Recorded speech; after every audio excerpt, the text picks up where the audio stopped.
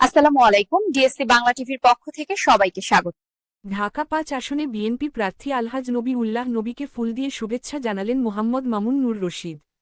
আগামী জাতীয় সংসদ নির্বাচনকে সামনে রেখে বিএনপি মনোনীত প্রার্থী ঢাকা-৫ আসনের মাটি ও মানুষের নেতা আলহাজ নবী উল্লাহ নবীকে ফুল দিয়ে শুভেচ্ছা জানিয়েছেন মোহাম্মদ মামুন নুর রশিদ, সভাপতি ঢাকা মহানগর দক্ষিণ তৃণমূল দল।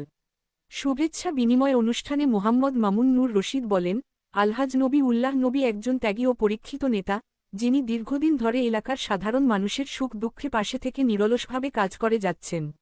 তিনি আরও বলেন, এলাকার উন্নয়ন, গণতন্ত্র পুনরুদ্ধার এবং মানুষের ভোটাধিকার প্রতিষ্ঠায় আলহাজ নবী উল্লাহ নবীর বিকল্প নেই। আসন্ন জাতীয় সংসদ নির্বাচনে তার নেতৃত্বে ঢাকা-৫ আসনে বিএনপি বিপুল ভোটে বিজয় অর্জন করবে বলে তিনি দৃঢ় আশাবাদ ব্যক্ত করেন। এই সময় আলহাজ নবী উল্লাহ নবী শুভেচ্ছা জানানোয় কৃতজ্ঞতা প্রকাশ করে বলেন, দলের সর্বস্তরের নেতাকর্মীদের ঐক্য ও জনগণের ভালোবাসাই তার শক্তি।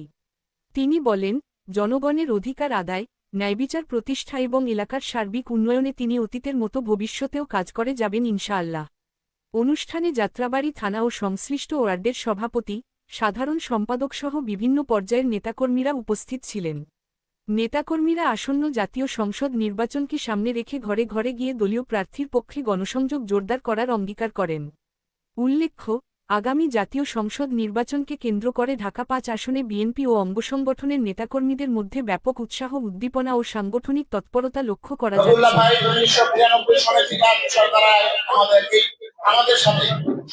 যাচ্ছে। সেই সংগ্রাম রবুল্লাহের অবশ্যই মনে আছে।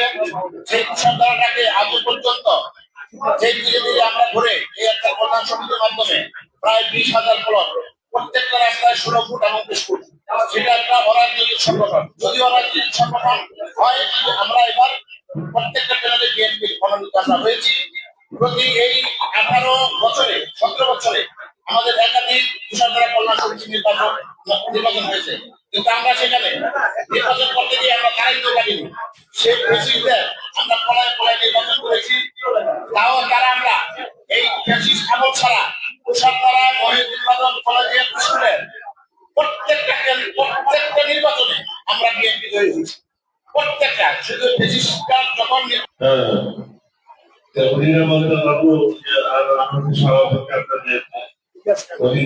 মনে আছে, আমি যদি তখন প্রতিবাদ না করতাম তাহলে আপনাদের এখানে বসতি করে আমি হচ্ছে সাধারণ কমিশনার ছিলাম যাত্রাবাড়ি। আমি যাত্রাবাড়ি থেকে দলবল নিয়ে ওখানে আপনাদেরকে পাহারা দিয়েছি এবং ভূমি দস্যুদেরকে বিভিন্ন ভাবে জেলও খাটতে হয়েছে। 2-4 বছর জেল কাটিয়েছি। তারা শেষ পর্যন্ত জেলেই বাড়া কাজে আমরা মাতৃসভা জনসভা সেই তরুণ বয়স থেকে আমরা করে আসছি। আমার পিতাও একজন জনপ্রতিনিধি ছিল, রাজনীতিবিদ ছিল, 40 বছর আমাকে বিডি মেম্বার ছিল, আমি কমিশনার ছিলাম, ভারপ্রাপ্ত মেয়র ছিলাম। আমাদের দেশাই হলো মানুষের পাশে থাকা, মানুষের আপদগুলোতে সাহায্য করা এবং মানুষের এলাকার উন্নয়ন করা। তবে যারা সামনে নির্বাচন অনুষ্ঠিত হতে যাচ্ছে, জাতীয় নির্বাচন, এই নির্বাচনকে প্রার্থী নিয়ে অনেকে দ্বিধাদ্বন্দ্বে ভুগেছেন। অনেকে দ্বিধাদ্বন্দ্বে ভুগেছিলেন যে নজরুল সাহেব পায় না সালাউদ্দিন সাহেব পায়। আমাকে আমার পার্টির চেয়ারম্যান তারেক রহমান 18 সালে তখন থেকে আমাকে বলে দিয়েছিল, এই এলাকার জনপ্রতিনিধি যদি আপনি হবেন, আপনি এলাকায় জনপ্রতিনিধি হবেন এবং আরো কিছু হবে।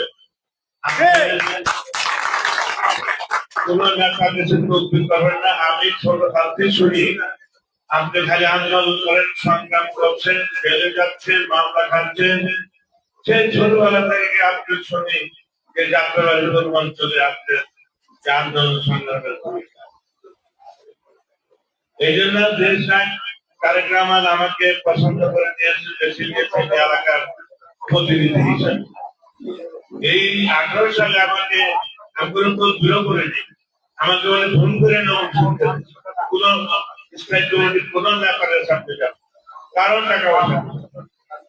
তারপরে ওই নির্বাচন দুর্যোগ মুহূর্তে নির্বাচন 70,000 করতে আমরা অনেকে নির্যাতন শিকার হয়েছি। এবারও ঠিক আমি কোন জায়গায় ওদের কথা কোনো জায়গায় এবারও আমার মনে ফোন করে নিয়ে আসছে, আমাকে সাক্ষাৎ দিয়ে আমার ঢাকা শহরে সবচেয়ে আগে আমাদের সিঙ্গেল দিয়েছে প্রার্থী। এটা অনেকে বিশ্বাস করতে চায় না, আমাদের কর্তৃপক্ষরা বিভ্রান্তি করেছে, বিভ্রান্তি ছড়াচ্ছে। আজকে দেখেন আমি তাদের পুরা পাথরে ঘোরানোর সুযোগ দিচ্ছি, মারামারি ঝগড়া চাকরি দরকার না। আমরা তো আমাদের যে যার মালিক চেয়ারম্যান আমার পার্টি সেইটা আমাকে বলে দিয়েছে, কোন ঝগড়া ঝাঁটি কিছু যাওয়ার দরকার নাই, আপনি সমাবেশন আপনি পেয়ে যাবেন। এবারটা আমি আমার কাজ করেছি, উনি আমার এলাকা ঘুরে বেড়াইছে, আমি কোনো জায়গা বাধা নেই। অথচ এমপি থাকা অবস্থা উনি ওকে অন্যায় অবিচার করার পরও আমি 4 বছরই এলাকা থাকতে, আর এবার আমি ফ্রি ছেড়ে দিচ্ছি। কারণ আমি তো আমার যেটা চাহিদা যেটা সিঙ্গেল আমি পেয়ে গেছি। যাই হোক, আরেকটা জিনিস ঘটনা ঘটেছিল আপনাদের এলাকায়, এই যে ডিমার্কেশন আসল ভাগাভাগি রাস্তার ওপার থেকে পুরা তারা নকশা করে তারা নির্বাচন কমিশনে তলবি করেছে, জমা দিয়েছে। ওখানে নির্বাচন কমিশনের একটা আধিকারিক ছিল, শুধু এই 60-61 আসন ছাড়া ঢাকা শহরে সব আসনগুলি তারা শুনানি করে, যেগুলি অস্থায়ী গেজেট আমাদের